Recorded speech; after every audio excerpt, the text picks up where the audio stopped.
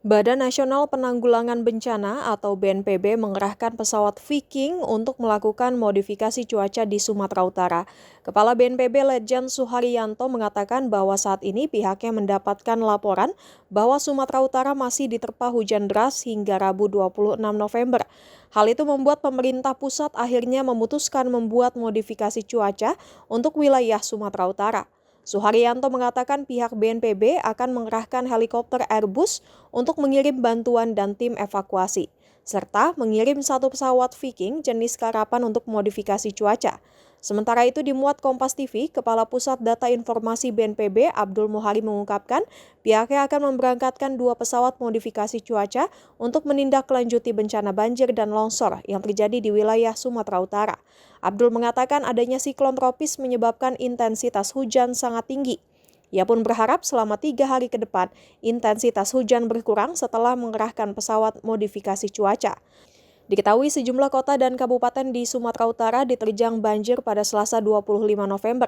Sementara itu dilaporkan BMKG cuaca ekstrim akan dialami Sumatera Utara dan Aceh hingga Jumat 28 November. BMKG menyebut hujan deras dengan level awas akan terjadi di sejumlah wilayah di Sumatera Utara dan Aceh. Baik rekan-rekan media, jadi di penghujung tahun 2025 ini curah hujan di berbagai daerah wilayah negara Kesatuan Republik Indonesia ini cukup sedang dan lebat. Kita prihatin karena berbagai tempat ini terjadi bencana. Baru saja kemarin di Sumatera Utara ada 5 kabupaten kota yang mengalami banjir, longsor, dan banjir bandang. Ada beberapa data yang per hari ini saya akan sampaikan satu persatu. Tentu saja ini data sementara, nanti kita akan update terus ya. Yang pertama untuk Kabupaten Tapanuli Tengah.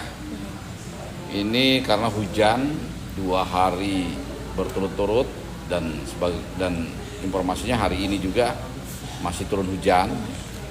Meskipun tidak selebat 2 hari kemarin, itu terjadi banjir bandang dan longsor. Untuk longsor ada korban 4 meninggal dunia. Kemudian kerusakan rumah ratusan, puluhan termasuk infrastruktur, dan ada beberapa ratus yang mengungsi. Ya. Termasuk juga sekolah, ini juga terkena dampak. Kemudian untuk Kota Sibolga yang mungkin viral di berbagai media ya, bahkan masuk ke media luar negeri ya. Ini terjadi banjir, tetapi sampai sekarang masih terus dilaksanakan pendataan. Ada beberapa akses yang masih terputus ya di Sibolga. Warga yang terdampak kurang lebih 400 kakak. Kemudian dilaporkan untuk korban memang sudah ada masih simpang siur ya. Tapi yang diterima oleh kami, sementara yang Sibolga itu ada 3 yang menjadi korban. Kemudian yang ketiga Kabupaten Mandailing Natal, itu juga di Sumatera Utara sama. Di situ juga terjadi banjir ya, dan ada beberapa titik yang longsor. Tapi di Mandailing Natal ini belum dilaporkan adanya korban jiwa. Kemudian Tapanuli Selatan ini yang korban jiwanya cukup banyak ya. Ini ada 6 orang yang meninggal dunia, ya. Kemudian ada dilaporkan 2 masih hilang, kemudian ada 34 orang yang luka-luka. Ini tentu saja datanya akan berkembang terus ya. Kemudian ada juga di Nias Utara, itu juga terjadi banjir, tetapi Nias tidak dilaporkan ada korban jiwa. Nah, menyikapi terjadinya banjir, bandang, dan longsor Sumatera Utara, ini tentu saja para kepala daerah sudah menetapkan status tanggap darurat. BNPB sendiri, tim BNPB dipimpin oleh Deputi 4 Penanganan Darurat, ini sudah sampai lewat Bandara Silangit di sana. Tentu saja membawa barang-barang kebutuhan dasar daripada masyarakat terdampak, akan memberikan solusi seperti apa yang akan dilakukan. Langkah pertama sudah berkoordinasi juga dengan unsur BPBD, TNI Polri, pemerintah daerah, dan unsur-unsur lainnya. Yang pertama adalah membuka akses, karena banyak titik-titik di jalan antara Sibolga ke Tapanuli Tengah, ke Tapanuli Selatan ini masih terputus, termasuk ke Tarutung. Ini akan segera dibuka dalam waktu 1-2 hari ini.